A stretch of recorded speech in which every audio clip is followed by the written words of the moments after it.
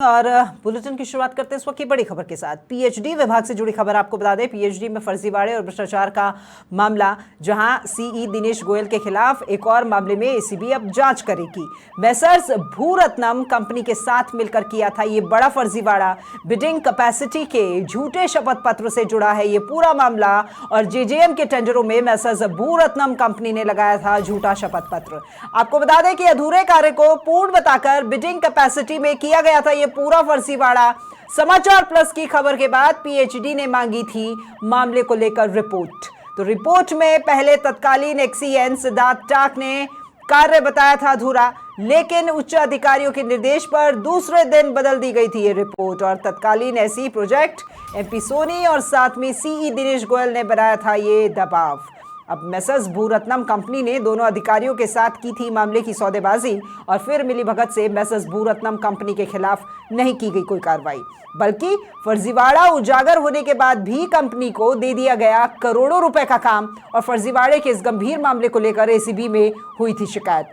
प्रारंभिक जांच के बाद एसीबी ने मामले में पीएचडी से मांगा था पूर्वानुमोदन और भ्रष्टाचार निवारण अधिनियम 2018 की धारा 17A के तहत मांगा गया था ये पूर्वानुमोदन। आला अधिकारियों की मिलीभगत के चलते 8 महीने से नहीं मिली थी अनुमति, लेकिन पिछले दिनों मुख्यमंत्री भजनलाल शर्मा ने दे दिए थे सख्त निर्देश, पीएचडी में भ्रष्टाचार के लंबित मामलों पर तत्काल प्रभाव से करें कार्रवाई और उसी के बाद इस मामले में पीएचडी के पूर्वानुमोदन की जारी की अनुमति।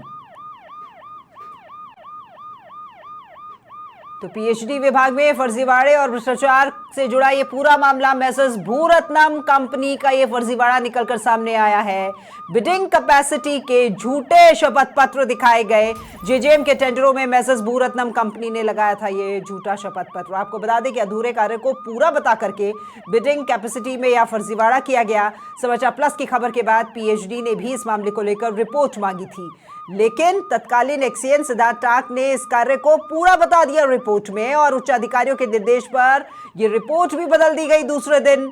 और आपको ये भी बताया कि ऐसी प्रोजेक्ट हैं एमपी सोनी, सीई दिनेश गोयल, जिन्होंने की ये रिपोर्ट बदलने पर दबाव बनाया। मैसर्स भूरत्नम कंपनी ने दोनों अधिकारियों के साथ में ये पूरी सौदेबाजी की और मिलीभगत से मैसर्स भूरत्नम कंपनी के खिलाफ नहीं की गई कोई भी कार्रवाई, बल्कि फर्जीवाड़ा उजागर होने के बाद भी कंपनियों को करोड़ों के काम दे दिए गए और इसी गंभीर मामले को लेकर के एसीबी में भी शिकायत की गई थी।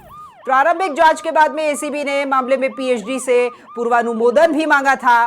भ्रष्टाचार निवारण अधिनियम है 2018 की धारा 17A के तहत ये पूर्वानुमोदन मांगा गया। आला अधिकारियों की मिलीभगत के चलते 8 महीने से यह अनुमति भी नहीं मिली, लेकिन पिछले दिनों सीएम भजनलाल शर्मा ने भी सख्त निर्देश दे दिए और उनके निर्देशों के बाद ही भ्रष्टाचार के लंबित मामलों में तत्काल प्रभाव से कार्रवाई की जाए ये निर्देश और उसी के बाद पीएचडी ने पूर्वानुमोदन की जारी की अनुमति। तो अब एसीबी करेगी जांच और मैसर्स भूरत्नम कंपनी के साथ मिलकर किया गया ये बड़ा फर्जीवाड़ा।